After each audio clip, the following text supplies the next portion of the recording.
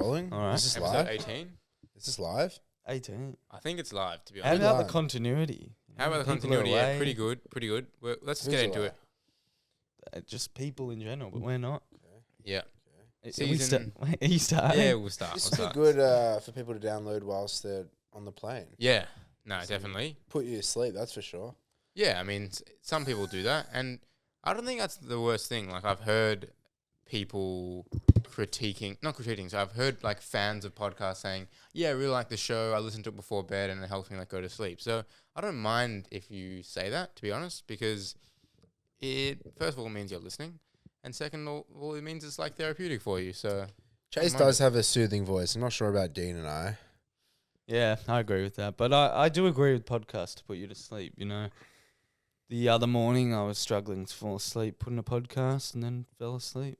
Yeah, But my sleep schedule has been all over the place, to be Is fair. that Dawson Toss season 3, episode 4 you listened to? Or? Yeah, Remy was talking about Ben Cunnington. Okay. Nah, if you do want to listen to a podcast, by the way, season 6, episode 18, I think it's 18, go listen to some of the season 1 episodes of Dawson Toss. Now, the audio quality is not great. The flow of conversation is not great, but you'll get some good laughs out of it. There are some very good laughs, especially the episodes when Remy came on.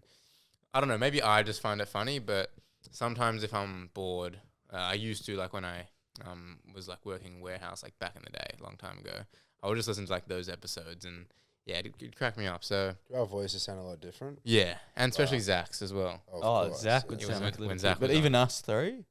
Yeah, definitely us three. Wow. Yeah, not as big a difference as Zach. Nah, but Dean, you're just as monotone. Well, yeah, that it's was- like monotone, but in a slightly higher pitch. Yeah, and no flow. Like, I remember we got straight into it episode Yeah. 1. Yeah, I think the first episode 1 was, all right, question of the pod. What is the most important stat? Then nobody answers. And then I go into it being like, all right, I'll go first. That's elite. Yeah. Dean, you passed your surgery, all went well? Yeah, surgery went well.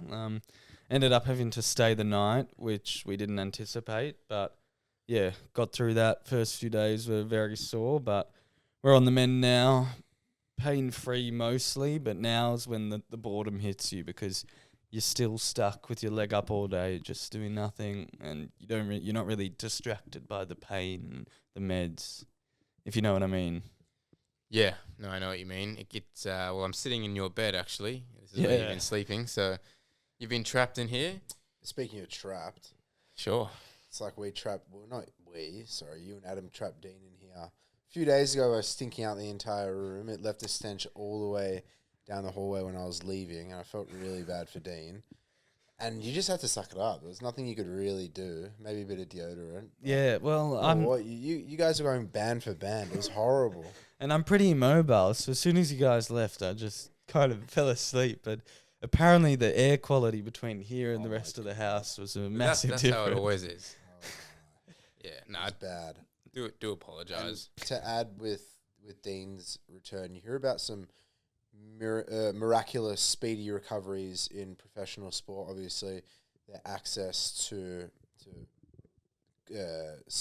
coaches and doctors and the whatever you, in the what do you call it? And the access to facilities are elite.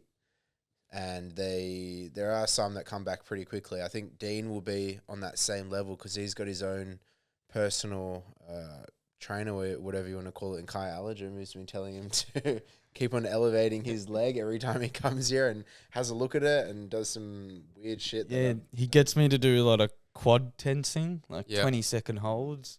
Has a little feel around. He loves it. So, expecting a quick return with Kai on your side. Yeah, I want to know what the quickest return is post-surgery that I've had. Beat it. No, just Don't. in terms of like, I was talking about it with Harry. Obviously, like post-surgery, the average person would have the same recovery time as an elite athlete, but then it's that like 4 to 8 week mark where the elite athlete would have a quicker recovery, and obviously, yeah, all their access to facilities would expedite that process. But yeah, I wonder how it works because like we all have the same Yeah. surgery.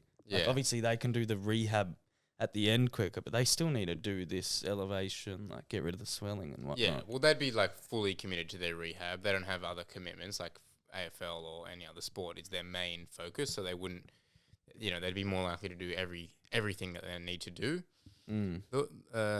That would help their recovery. I was listening to Tom Boyd, I think it was on the Big Bros podcast, actually shout out to the Big Bros, and he was saying that as a professional athlete, you get access to the best physios, the best facilities to recover, but you're also an asset. So your club or whoever owns you will try to eke out everything from you. So he got surgery on his finger that would be a 6 to 8 week recovery to play, I don't know, amateur footy.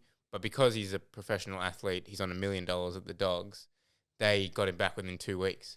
And then he plays, he retires, and he's got issues with his fingers or whatever other surgeries he's had. So, when you think of professional athletes and all the access they get, well, just think that they have to rush back to play with these injuries, and they're going to get sore.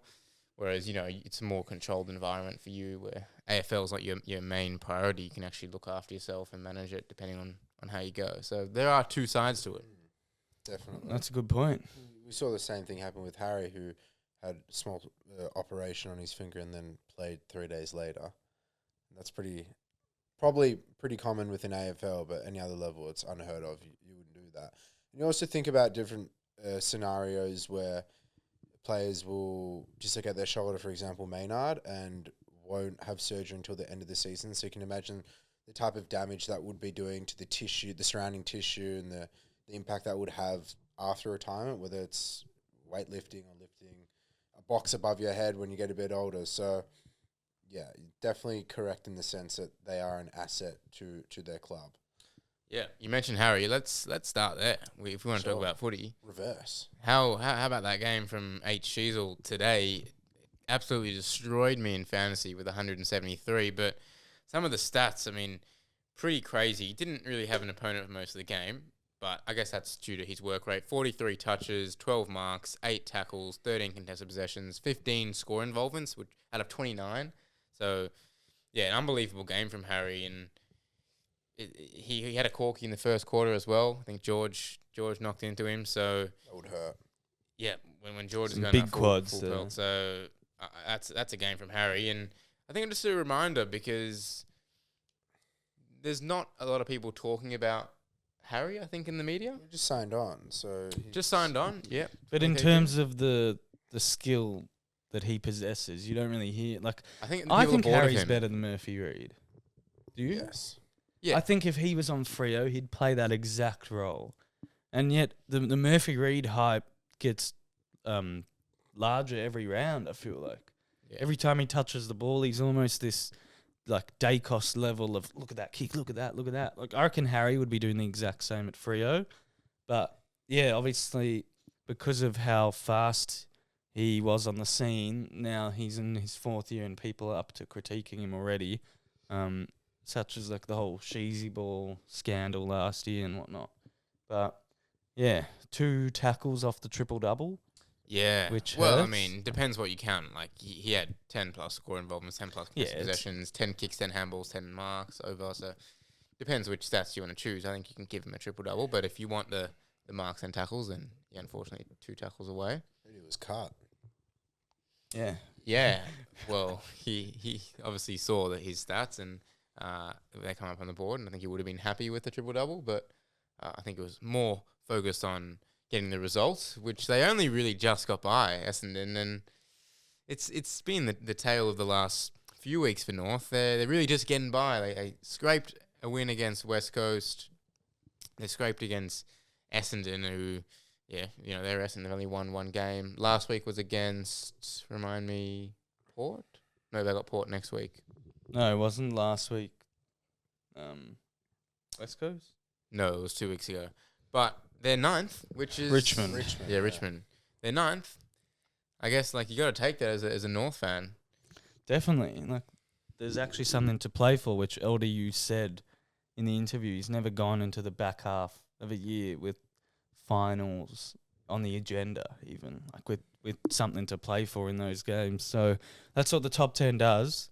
I'm slowly becoming more of a fan and slowly warming up to it. However, I still have one gripe, and I think that's the 2 wildcard matchups shouldn't count as finals. I think they should count as wildcard games, and then the week after are finals. It's pretty because stiff. the week after the wildcard games is like a regular final series. So why are we just counting these extra 2 games as finals? Who made that decision? Andrew Dillon came out and said if Essendon win a wildcard game, they've broken their finals drought. Yeah, but it's always going to be a wildcard game, like. But people are calling it finals. Yeah, We'll see. we will see. But yeah, like they're ninth.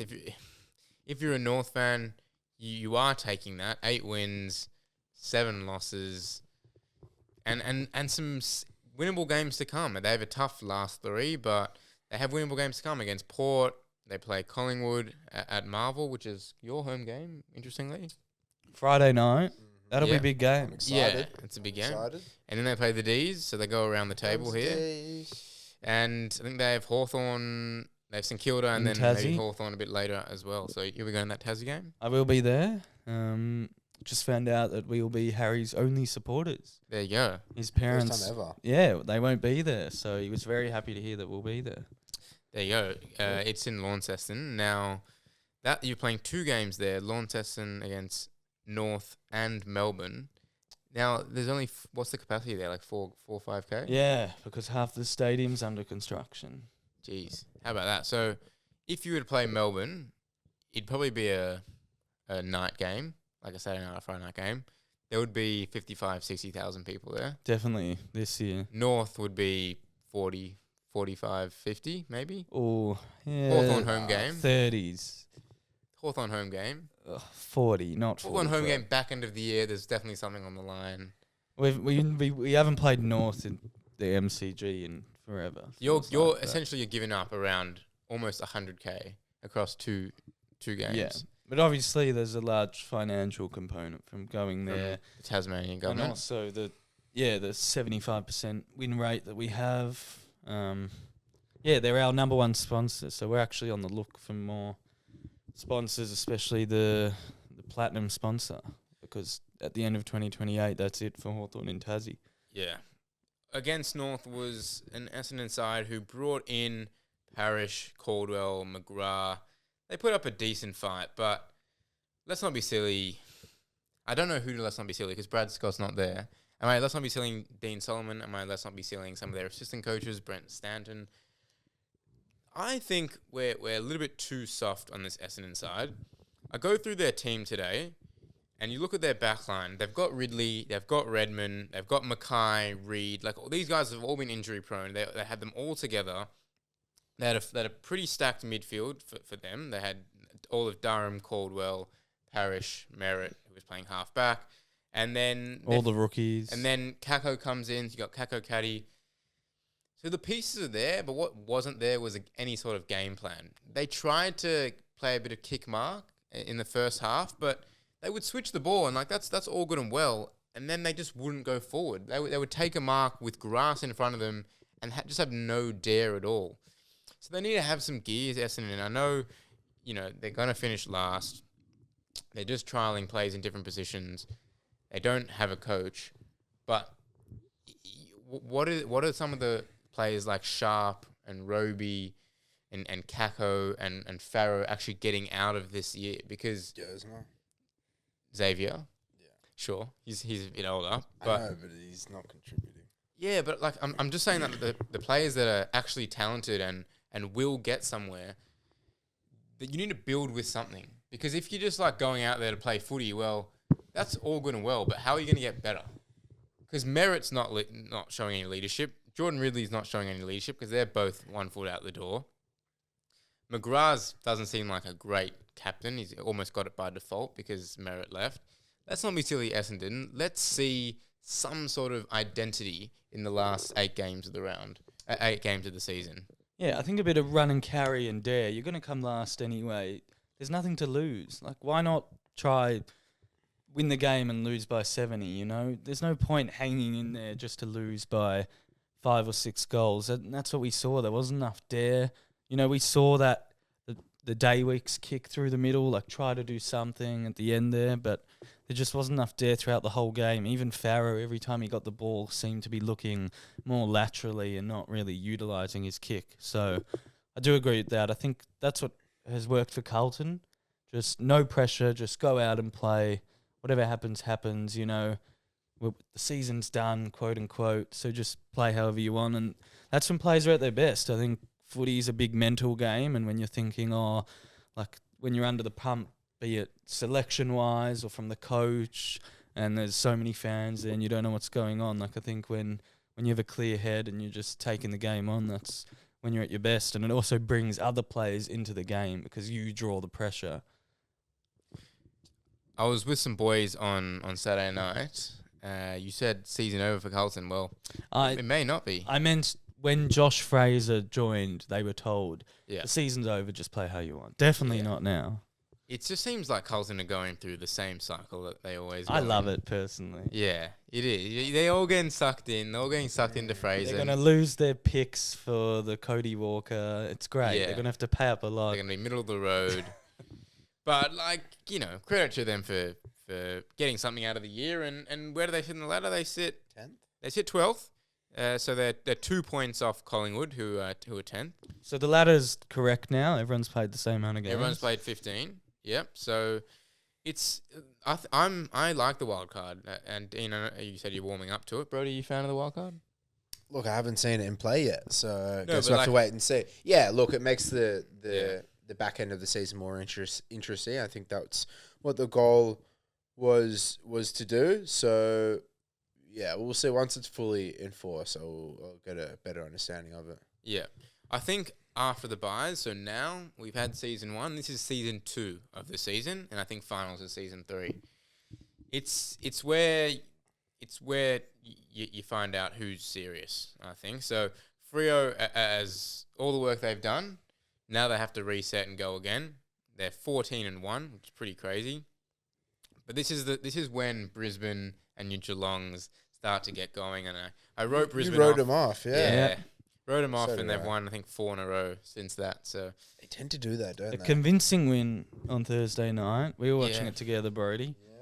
against Sydney, and shout out to Chad Warner. That was an unbelievable game. I think That was crazy. one of the best games of the year that I've seen individually, and I've watched a lot of footy, so I can say that was honestly one of the best games of the year. And that's the Chad Warner that we've been waiting for this year from Sydney. They haven't had Errol Goulden. I think Heaney's been holding up his end of the bargain, but Chad Warner has been playing forward a lot. That was the Chad Warner that we loved. And heck, in the last quarter, he just absolutely took the piss, even though they were 6 goals down. Such a high impact player. Looks like Dunkley's coming along now. He had a very slow start. Yep, he's often good in the second half of the season, despite me trading him in fantasy 2 years in a row now at the midway point.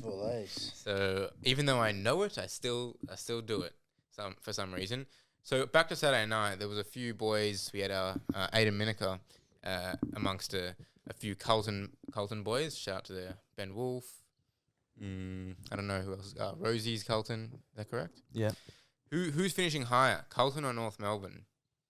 Was the question, and they came to me to mediate, and Chase mediating? yeah, they were like Chase.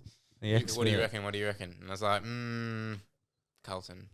I said Carlton, but It's a safer bet. yeah, is it though? It's safer, but more exciting to be Carlton. Gee. North. Yeah, well, I mean, you can do your ladder predictors. Carlton have Richmond and then Hawthorn in the next, and then Collingwood. That'll be a big game. I think Carlton will finish above North, and look, I'd love for North Melbourne to get into the top 10 because we all want to see them finally get there. But I think Carlton, I think they're just a better team at the moment. North Melbourne aren't really showing me much, to be honest. Another conversation I had on Saturday night was with good friend Shag. And Here we go. He actually wanted me to bring this up off the top. He wanted to be on the podcast. He said, can you bring this up? I'll listen to the start of the podcast if you do. So That's cap. we're about 20 minutes in now. The thing with Shag is he just rage baits every sentence, and I'm like, No, but he doesn't mean to. I don't think No. he means to rage bait. so I think he says something. I disagree with him, and then as a defense mechanism, he says, "Oh, I'm just rage baiting you." When he realizes what he says was outrageous. Yes, I agree. Anyway, we went back to an old it was an old debate we had, which was the Hawthorn Premiership midfield versus the midfield of Melbourne 2021, and I said that Melbourne's midfield at the time. I said Melbourne's midfield is better than that Hawthorn midfield, despite Hawthorn winning 3 premierships to 1. And then we said, all right, let's pick a ruck and 3 midfielders. So that's 8 in total, and we ranked them like 1 to 8. I said that Gawn is first, and he was like, yeah, like, okay, I'll let you have Gawn, but like, and I was like, well, against who? Like David Hale, Ben McAvoy. I was gonna say. It's like, don't disrespect David Hale. I was like, mate, David Hale's not like, he's probably not in the top 50 rucks in the last 15 years. He's like, what are you talking about? No way. And then we had the discussion about Luke Hodge, and Dean, you're the Hawthorn man. I put Luke Hodge underneath Oliver, Petrarca and Gawn as a player individually. And then Shag said Luke Hodge could potentially be a top 5 player ever, I think. And then I said, Shag, I can name 10 players from the 2010s. Like he's definitely on the top 10 in the 2010s. So, Dean, any words for Shag? Well, Luke Hodge is a 2-time Norm Smith medalist. So are you picking this team to play a grand final? Just in general. I just said who's the better midfielder? Who's got the better midfield? So let's go McAvoy. McAvoy, are you taking McAvoy over Hale? Sure. By the way, Hale, did you see the thumb? Yeah. That's pretty funny. Very funny. McAvoy, Mitchell, Lewis, Hodge. Yeah. Versus Gawn, Petrarca, Oliver, Viney. Well, Gawn's the best ruckman of all time, I believe. Certainly the best of the Shag generation. So Gawn goes first, but I just think the mix of Hawthorn's midfield with Mitchell, Hodge, Lewis, is that the 3 you went with? Yeah. If you want to change that 3, you can. I always loved Liam Shields coming through as well, and I just think the sustained dominance has to get the runs on the board, and yeah, I'd take them over the Melbourne midfield, but it's tough to look past the prime. Yeah, prime that's Melbourne, my argument, is the prime. The prime Melbourne, Petrarca and Oliver, but it's hard to like go back in time. It is, but I said this in 2023, and that was when Petrarca and Oliver were both. It was the end of their prime, and Petrarca at his prime is a Norm Smith medalist, 4-time All-Australian, in best player of the conversations.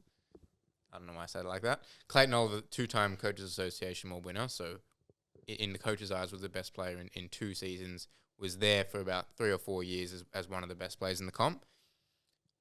Viney's different, but I put him as rank 8. But none of those Hawthorn players, I think, were ever, except for Mitchell, were ever like a top 5 player. Well, except for Mitchell, then that means he's one of them. Yeah, and then token, Hodge is a token Brownlow medalist. 2-time Norm Smith. Yeah. So doesn't have to be a top 5 player, but gets the job done when he has to. And Lewis is a best and fairest in a premiership year player. Yeah. So let's pick the era. So we'll take the Hawthorn 3-peat. So are you taking Hawthorn's midfield from 2013 to 2015 or Melbourne's midfield from 2021 to 2023, knowing that Hawthorn won 2 more flags? I'm going Hawthorn. Brodie, neutral? I'm not locked in. Hawthorn midfielder from Hawthorn midfield from 2013 I do think to 15. Hodge would be last or second last in the list that you said. So you take Lewis and Mitchell over him? Well, no, I thought you were comparing to Oliver and Clary, Petrarca? Petrarca and Yeah. Gawn Yeah. on that list that you're arguing with Shag. But I have another thing to say about Go on.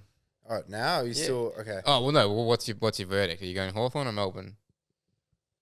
Oh, wait, but what do we? Just Hawthorn's midfield that 4 from 2013 to 2015, or Melbourne's midfield from 2021 to 2023? I probably would go Hawks, but it's hard to say. Like Hodge. That's why I think it's a good argument. I think it's a good I debate. think it's a Hodge great can keep up argument. with the speed of Petrarca. I think and Gawn Clary. makes it He's really more- hard because Yeah. Gawn is a certainty to be the better ruck. But whilst we're on the topic, I don't know about you guys, but I stopped listening to Shag's takes in 2019 when he said Ricky Henderson should have won the Brownlow. Yeah. Less than 12 months after he was delisted Was he from actually? Hawthorn Is and that retired in 2020. He also look? He was having a good year. he Ricky was having a Henderson. good year, but to say he should have won. Who won the Brownlow in 2019? 5. No, yeah, prime 5. Yeah. No, I think there was talk about Ricky Henderson being all Australian contention for the squad on the wing. Yeah, but only in like the first. Yeah, he had a good rounds. first 7 Yeah. or 8 games. To say Brownlow is the most far-fetched thing, and didn't even end there because maybe last year or the year before he said that Khalil Ware from Miami Heat should win Rookie of the Year, which is also pretty outlandish at the time. There's always a Miami player. Yeah, Not who was the Cooper other? Flag. What? Cooper Flag, didn't he win it? That was this year. He Yeah. won it. Oh, Yeah. my bad. No, I think did Cooper or Con win it? I think Cooper didn't. Yeah. Shag is very notorious. Biased. I think it's just me that he likes to make Melbourne Hawthorn comparisons. And, like, mate, Hawthorn have been a way more successful team, so it shouldn't be too hard. But he, for some reason, keeps making horrible ones. So, tracking back to 2019 as well, he famously said that Warple was better than Clary. The Remember that Warple takes were ridiculous. Warple over Clary. So let's. That went to every time he hypes up a player, they end up going off the grid within the next 12 to 24 months. Yeah. Did you have any more takes, or can I thing. segue? Last one was CJ versus Cozzy. No, Yeah. really. Really? In 2021. And I remember Cozzy ran down CJ in Melbourne Hawthorn. And I just remember giving it to Shag at that point. But, like, what a horrible comparison. Obviously, hindsight's a wonderful thing, but segueing from Shag to the aforementioned James Warple, it's a shit day to be James Warple because I was thinking about what should my shit day to be this week. Wasn't the best week of footy. And then I was thinking about James Warple. He signed a 4-year deal with Geelong at the start of the year. The way footy's played has changed a bit. Less contested possessions. I mean, there are less players whose number one asset is the contested possession. You know, players have more strings to their bows with speed and power and kicking. And, you know, Warple gets offered a 4-year deal from Geelong. He's from Geelong. He moves and can't get into their team. Because he's not good. And I just thought, you know, like, that's a real shame because he should be entering the prime of his career. He won a best and fairest in his second year. He was in a pick in the 40s, captain of Geelong Falcons. We loved him at Hawthorn, and then towards the end of his career, we didn't really need him as much, and we were all happy for him to go and happy for him. And, yeah, can't get into that team. Would he get into the Hawthorn team right now? I don't think he would. I think Cam McKenzie and Josh Ward Really? together would have passed him. And I really like Sam Butler. He's not in our midfield. Nash didn't play on the weekend. True. Dayan Newcombe looked like the best 1-2 punch at the moment. And I just thought, you know, it's a shit day to be James Warple. So who's willing to lift the Shag curse on James Warple? What do you mean by that? Shag cursed him. Well, Maybe he did. He cursed him early. But Every was- time Shag hypes up a player, they end up being shit. yeah, well, I was thinking around the league, like who's similar to a James Warple? And I thought, look at what Sam Berry's doing for Adelaide. yeah, it's I'd good. say That's good. that should be what Warple's aspiring to be. You know, Berry didn't have his best game on the weekend, but he was the showdown medalist earlier this year. He's having a great year. He puts on lots of pressure. He wins the hard ball, but it looks like he's become a bit faster. And I think that's Warple's ceiling. Like, I think he can be an AFL player. Yeah, no, I agree. I think Sam Berry is definitely a ceiling for Warple to look at, but Every team needs one of those guys. they have Tom It's- Atkins. That's the thing. They have Tom Atkins, and then if you want a stopper, you got to Ocean Mullen. If you really want even more, you can go to Mark O'Connor. So I just Guy don't, Clark's not in the team. He's Yeah. the same position. and they've got George Stevens, who I think they played on the weekend as well, or last week. So there's a pecking order, and Warple's 7-8 in that pecking order. He's got a fair way to go, and like he's putting in good performances at VFL level, and they're still overlooking him. He would dominate VFL. Like, I reckon no matter what he does at VFL, because that type of player, that type of body would dominate. But he's got a long way to go, 4-year contract, so can have a big off season, but just one to watch. Yeah. Brodie, did you ever? Yeah, it's always a shit week to be an Essendon fan, but it doesn't help when one of your greats, Lloydie, comes out and says he's not interested in partaking in the coaching opportunity. He enjoys his work-to-life balance too much and doesn't want to commit to something 24/7. I just find it a bit funny.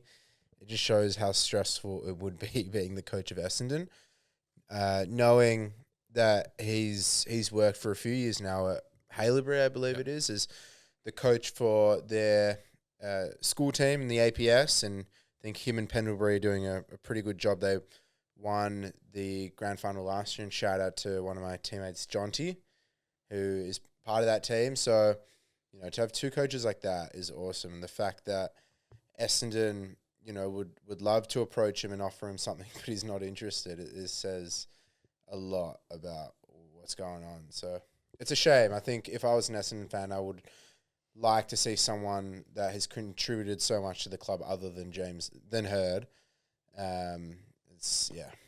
Even to come back in like a part-time role as just a kicking coach or forward coach, or 1 day a week, 2 days a week, just bring a bit of aura to that club. Yeah, I agree. They do need someone to, like, I don't know how much Essendon they need.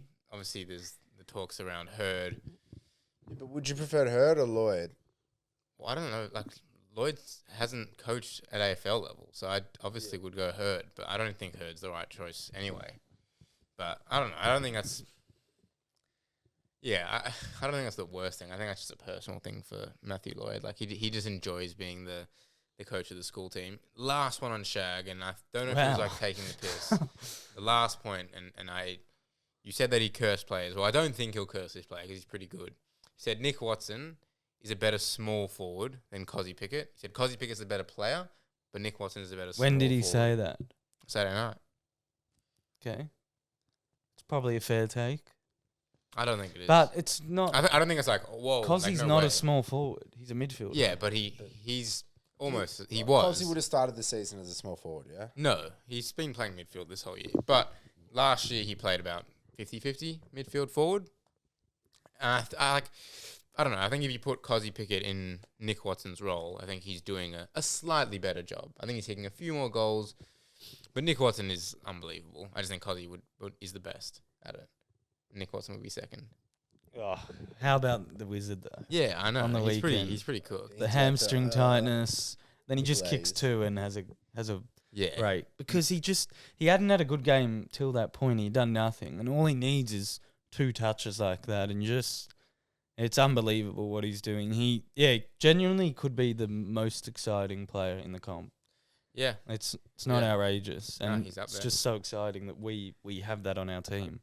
But speaking of Saturday night, okay, Port versus Adelaide, yeah, the showdown. Never tear us apart. You know, I was talking to Gene out of my hold on a minute. I just have to watch this, and I watched it and. I was thinking of your point. Do the Adelaide players get more up and about than the Port players? Mark Keane was up and about. Tell you that he likes to throw a few too many punches. They were going at it. Josh Worrell was fully getting into them. Mark Keane is a professional. He should go into like wrestling after football. All he does is just bump, knock, grab them by jersey. It's pretty good. But that first half was one of the best first halves this year, just to watch for the naked eye, you know. They were grilling Hinkley as well pre-game, just asking all these questions about the showdown. And I've been one of the people who haven't liked the Hinkley commentary, the biased nature of Rashudo. But for that game, it was perfect. The banter was top tier. They were going at it. Hinkley was giving insights, and I thought it was really good. And I think they should utilise that more, but also sparingly, because you don't want to overdo it. You don't need Hinkley for every Port game, but definitely for a showdown. That was great. And the first half looked like it was anyone's game, and then Port took over, you know. Butters was dominant, one of the more dominant displays this season. Peatling was with him the whole game, but was just second to the ball every time. And Hinkley said on commentary, he's like, well, that's Zach Butters. He just wants it more. And it's crazy. You can just see that he wants it more, and it's crazy that you can actually see that. The George Wardlaw, I've called it, but you could tell he was playing like it's his last showdown, and he kind of alluded to it. Whatever happens, happens. But I really like the look of a few guys who don't get a lot of attention. Josh Lai, I thought he dominated in the air against Rochelle. Rochelle, great when the ball hits the ground, but in the air, there's a lot of question marks, not just about courageousness, but even just impact. Lai was intercepting all of them. I thought Ali had a great game, and Corey Durden was really good.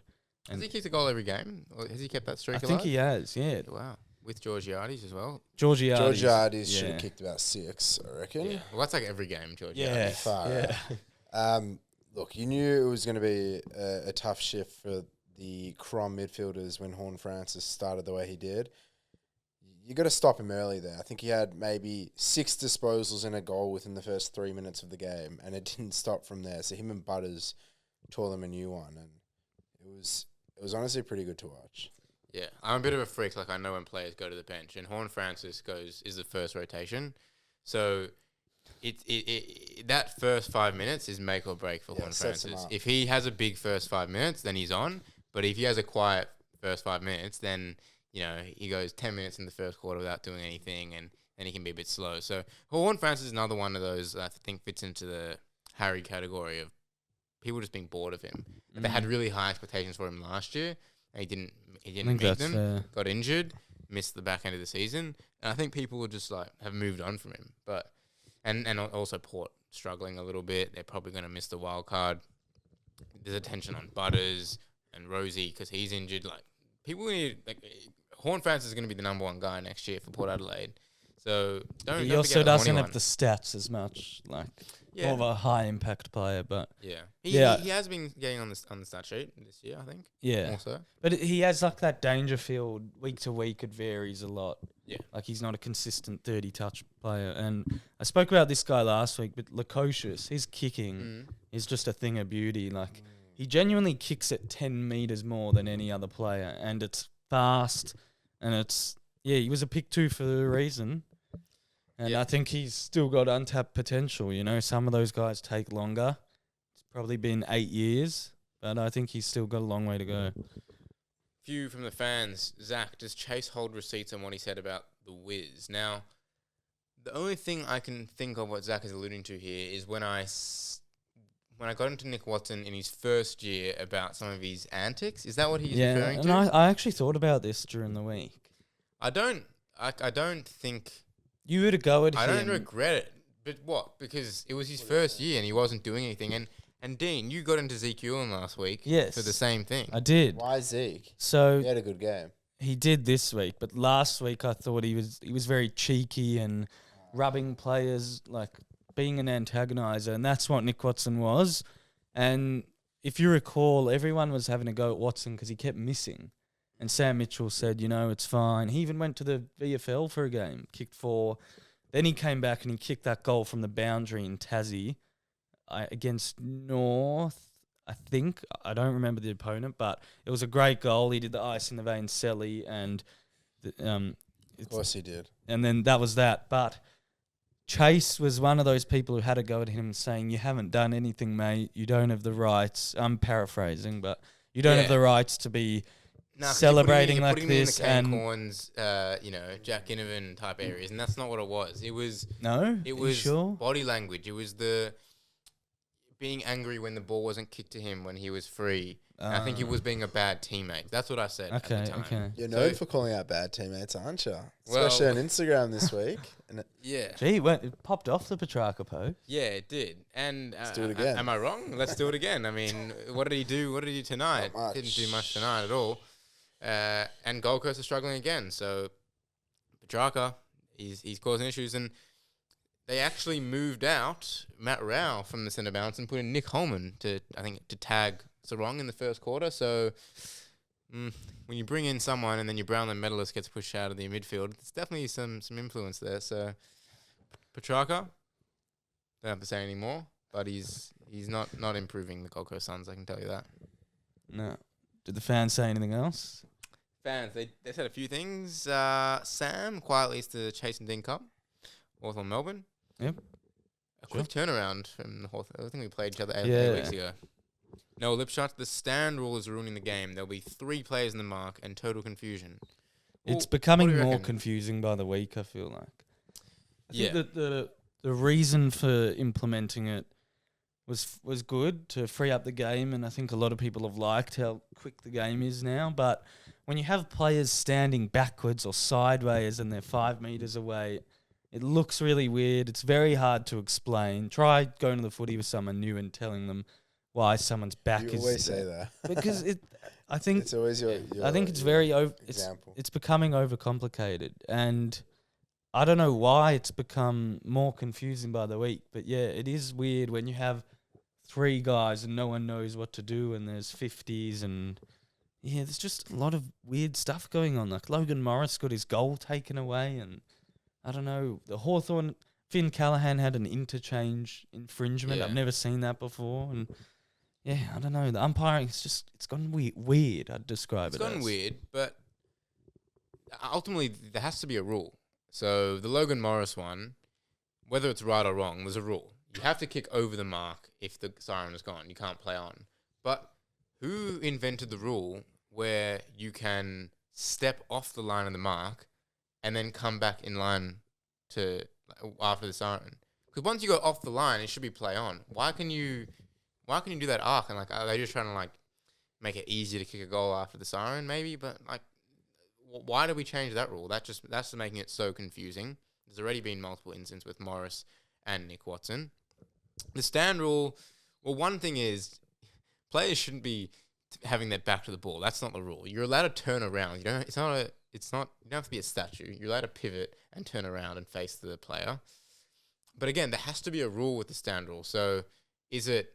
Well, there's no rule at all, and you go back to how it was. Is that how you guys play it at Ajax? There's no We stand don't rule. do stand, we Yeah. do lasso. Okay, so if someone takes a mark, you can move around on the mark. Mhm. Okay, and does it affect like the flow of the game? Yes. Is there less handball received as a Yes, result? a lot less. Yeah. So they want to be able to have handball receives. So they want the stand rule. Now, if you have the stand rule, then you can't only apply it 50% of the time, or sometimes and sometimes not. So therefore, there's gonna be times where they pay 50 meters, and was it common sense? No, but you have to pay it, because if you don't pay it, then what's the point of having the rule? And then if you don't have the rule, then the game's gonna slow up again. So I think it's just on the players. Like, footy smarts is part of the game, and IQ is part of the game. And if you're running with an opponent and someone's taking a mark and no one stood the mark, well, you lost. Like, maybe we can change the penalty to, I don't know, 25 meters, something like that. But you didn't do the right thing. Like, it's part of the game. These little technical things, and I know it's difficult, but it's part of the game. And I think players just need to get up to speed with those rules. If we're changing it a lot, then I get it can be hard. But no, I think the stand rule should stay. I think players should just be smarter about how to stay within the rules. Aiden Carp, should the AFL have moved the Giants to Tassie instead of the extra team? Well, they've invested so much time and capital into trying to grow the game in Western Sydney. I don't think I'd understand pivoting to Tasmania. But obviously that's the sunk cost. If they did, though, if they said, all right, Giants, you're done, Tassie, you're our new 18th team, in the long term, do you think people from Western Sydney would have a big impact? Overall. Probably not in Western Sydney, but I'm still very apprehensive about the impact in Tasmania because of the stadium. Yeah. Like, Okay. I really think it's going to derail everything. Okay. Fair. Brodie, what do you reckon? No, I wouldn't move GWS to Tassie. I think it would make things complicated, and to say where GWS will be as a fan base in 10 years' time is a bit hard. It also doesn't help that they haven't won a grand final to try and lure more fans in. I also don't know what the demographic is like in Western Sydney compared to the Swans, which is located more in the city area. I know New South Wales is big on rugby compared to AFL, so it also makes it a lot more difficult than somewhere like Tasmania, where the main focus is just AFL and cricket. So, yeah, I wouldn't move GWS to Tassie. I'm happy with adding a separate. I think if obviously it's not going to happen, but the Giants probably need a rebrand. They don't. Why do they have to be GWS? Why do they have to be Greater Western Sydney? Why can't they just be a different Sydney team? Because at the end of the day, all the Giants players live in Bondi. I agree. I don't understand why it has to be so far away. Yeah. Why can't they just be, I don't know, North Sydney or something like that? Yeah, I think that's fair. Or just Manly. be another Manly. Yeah, sure. Manly. Sure. I think they had really built a strong culture. You know, the players talk that it's more of a family connection there. They're with each other. They're all mates with each other because they go up to live together. And I was having a look Friday night after we beat them, and their injury list is huge. And I don't think it's getting spoken about enough, because this team had a great run from 2016 to 2024, 23, some prelims, some good finals records, grand final loss, but I reckon they're cooked. I reckon it's a new era for the Giants. I reckon these players of the past won't be in their next premiership team. It's unfortunate because I reckon they had a couple more years with this team, but the injury list is just too big at the moment. And I think a rebrand, it would be an opportune time for a rebrand, because their next premiership team, their next window will have a completely new look of players. It won't have the cogs, Toby Green, Kelly. You're going to be led by Green, Callahan, Sam Taylor at the back, hopefully a fit and firing Brent Daniels. Cadman. These guys are going to take over, and I think they really would have had a better season, but they've been pretty good in the past. But they're lacking that orange tsunami, and it does come down to continuity, because when you've had the injuries, Hogan's out for 8 to 10 weeks with a finger. Daniels can't get fit. Grozowski was playing for his future and then gets injured, and Tom Green for the season is pretty tough. Sam Taylor's been out. Jack Buckley as well has been injured. So you're right, but at the end of the day, that's just all part of it. I mean, it is how it is. Like, if they're injured, they're injured.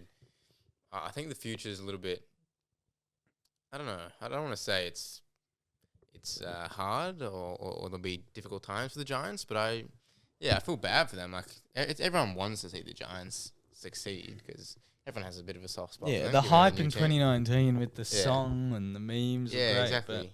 But probably next year give the captaincy to Tom Green, rebrand, and try build something special. All right, we'll do a little bit of in and out, and then we'll get to the game. So what I mean by that is the top 6, who's going in or out by season's end. So at the moment we have Freo, Sydney, Hawthorn, Geelong, Brisbane and Adelaide. Are any of Melbourne, the Dogs, North or Collingwood, maybe even Gold Coast, getting into that top 6? Because you could say that it's pretty set, even though Melbourne and the Dogs are on the same points as 4, 5 and 6. I've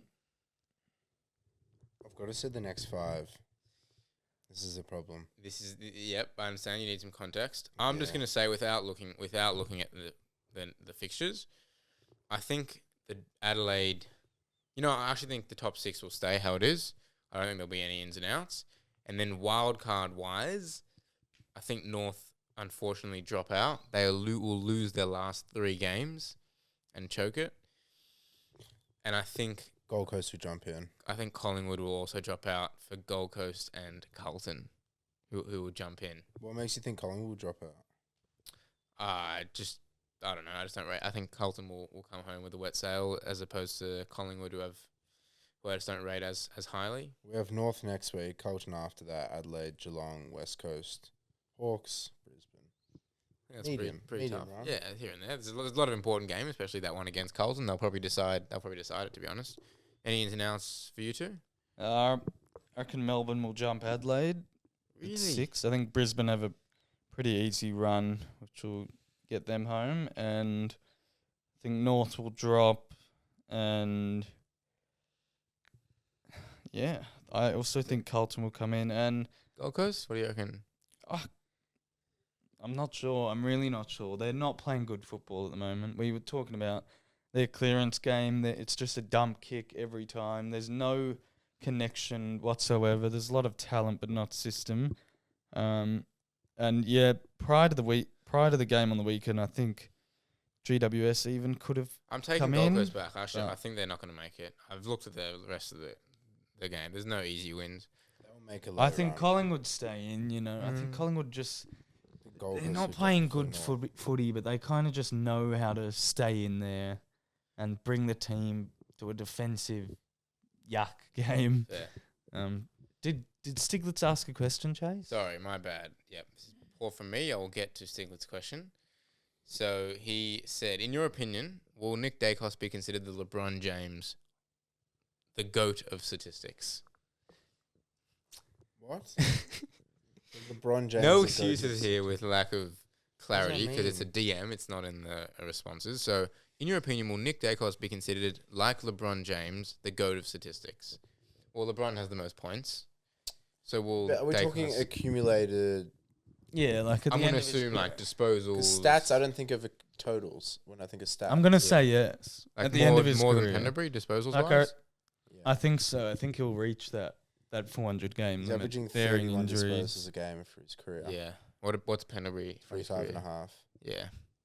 So that's probably like 100 less games if he keeps He's it up. just got he's got the first 100 on Pendles. So Oh, he'll Yeah. have the most Brownlow votes ever. yeah, no, Yeah. I'm gonna say it's a fair question, and yes, I think I think Dacos is the best player in the competition. People will come up to me expecting me to say otherwise because they think they don't like Collingwood, and that's true. But people will say, "Oh, who do you think the best player in the comp is?" Like, "Oh, someone asked me Luke Jackson the other day." I was like, "Nah, Nick Dacos is the best player in the crazy. competition." He's averaging 36 disposals and 1.3 goals a game. He's cooked. He's absolute freak. yeah. But can we enough of these bottom teams that inflate the stats against everyone? Yeah, I know. doesn't Essendon he and have Richmond. But Essendon, Richmond, like the players' stats Sure, against them, but it's the No, he does this inflation. against every team, bro. I know, but There's it's a reason why he's averaging 36. yes. All right, let's get to the games. We have no buys this week. No buys. No buys, and No buys all time. I think it's About damn important. time. I think it's important, and I'm already having a look at the games, and I'm seeing some good footy. I'm seeing some rivals. I'm seeing some footy in Gold Coast, bit of sun. Because I think there's a bit of a lull with footy at the moment. The World Cup's on. Everyone's kind of getting on the Socceroos as they should. Did you watch? A lot of people Yeah. not in Melbourne. Yeah, at the people go moment. away. It's cold. Mm, It's it's cold. cold. People don't want to go to the footy, but no buys this week. Get to the footy if you can, but just watch some footy. I know Dean will be because you got nothing else to do. Brodie, do you want to read out the games? It's very do that. fair. Can definitely do that. Oh, this will be good. Geelong versus Brisbane Thursday night at GMHBA down at Cardinia Park. The post-buy Cats, No good? no good at all. Okay, so we're going to go Brisbane. Thank you, Dean. Nah, I'll go Geelong. I'll go Brisbane. Okay. This should also be a good game. Swans versus Bulldogs at the SCG. 2016 grand Yeah. final. Swannies. Yeah, Swannies to bounce. Yeah. I think Goulden will be better for the run as well. Yeah. West Coast versus Crom. This is in Perth. I'm going to go Crom. Friday night, 2 games. Friday They're night, back. we're back. I didn't even realise. Back. 8-10. I'll go Adelaide. Yeah, they'll fix up. Adelaide. Hawks versus D's. In Tasmania, in Launceston, I think Hawthorn will win. Hawks. What's the statistics there for Hawthorn Launceston? Did we work it out? Well, overall, it's 76%. And last time you lost? I think we're 10 on the try. Yeah, wow. Giants versus I'll go Hawthorn. Giants versus Freo. This is in Canberra. Yeah, That'll be fun. Freo. Freo. Nah, Giants. Really? Freo have to lose eventually. I They've think lost one game. I think we're gonna beat Freo in a couple of weeks. Okay. I think they lose this one. Oh, they look so good, though. I don't see Yeah. them losing. Freo. Collingwood versus Gold Coast in Gold Coast. Collingwood get down the entire crowd for that one. They love this. School holidays Yep. in the Gold Coast. I'd love to go to 4:15 on a Saturday. I believe last year was the I've been Friday missing all these night. Pies games. The Anderson game. The Friday night, and it was a great game. Yeah. I remember, I had an early Yeah. Shabbos and just got to watch that. Is that after. Dacos's? No, maybe that was the year before. Well, Josh Dacos had That a was massive 2 years lap ago order. when we were Yeah. in Thailand and we all watched it Yeah, at the pub. yeah, But Gold Coast just don't look the same. they don't. Like, it's crazy. There was a stat. So Gold Coast Freo tonight, Freo had 22. No, how many players on a team? 23. Freo had 20 of the same 23 they had in the final last year against Gold Coast, whereas Gold Coast had 15. So Gold Coast had 8 differences to their team, which won a qualifying final last year. Freo only had 3. And I said it last week, but those 8 have made a massive difference. There you go. Well, yeah, look at like a Ben Ainsworth who played really well for Carlton. on the Really weekend. well. Yeah. His speed on the ball and his kicking was a standout. Okay. There you go. I'm going to tip Gold Coast. Yeah, I think I'll Gold have to Coast. say. Yeah, I'm also going to tip Gold Coast. We Okay. usually lose this one. Okay. Last couple of years. Next one. Richmond versus Carlton. Yeah, Carlton for me. I think they're in too Carlton. good a form to drop this Yeah. one. Yeah, Carlton. Oh, this is going to be great. Essendon versus St Kilda. Saints. Saints. Saints, but in a scrappy one. Port Yeah. versus North in Adelaide. I actually think this would be. I think this would be game of the round. I think this will be Port. I think this would be a really close game, and I think North will win I think, in a really close game. yeah, I concur with that. I'll go North in a close one. There you go. There you go. I Well, don't think North know how to win in a game over 20 like points. they'll be like up by 3 or 4 goals, then Port will kick a couple, Yeah, but they'll just like hold on. Harry said at the end, he's like, we don't know how to put teams away. It's Mm. something the good teams are good at. He told Yeah. Sarah Jones. And shout out to Josh Lai again, because why not? Yeah, like That's your boy. Yeah, the He's new my ball boy. ace. well, the new ball ace, The ball ace is getting a bit of run. ball ace Oh, that cup. was so good to see that. The Ball Ace Cup. Egypt versus Australia in the Yeah, in the World Will Cup. that have been played by our next pod? it'll be Saturday 4 a.m. So yes, it will be Oh, played. 4 a.m. Yeah, I don't know if I'm waking up for and that. then if we win, we'll play Oh, probably do it the Waterloo, Argentina. Don't go to sleep. Maybe I should. My sleep schedule's been crazy. Yeah, it's tough. The 4 a.m.s and 5 a.m.s are tough, but I thought it would be better with American time. The NBA is Yeah. pretty good. well, some games are. It's just you just got to get lucky. But Yeah. there's obviously different time zones within Canada, USA, and America Mexico. have heaps as well. So now watch Socceroos if you can. Go whatever team you support. Good luck with your tips, which I haven't got, so I'll finish on that. Good call. I usually remember. Yep, my bad. That's my bad. The competition we are looking at, I've dropped to 16th. I dropped 7 places this week. And the winner of the round, 7 out of 7, was Snake Dev. Is that Wow. our man Dev? Dave Dog? Is that Dev Dog? I think Six it for? is. Well, 6 for what? Now, this is where it So gets he interesting. got Port right. So he that got- was the tough Yeah, tip. so the top 3, well, the top 5 will go. So Dossa Carp is still first, What's but hanging on with a 1-tip margin to Sunny Oh. Allergem at 101. Sonny. Yep, Jace Nirons at 100, as well as Doss on the tip and Jake Robel. So that's the top 5. It's trio. pretty tight up there. So yeah, good luck with your tips, and we'll see you next week. Peace.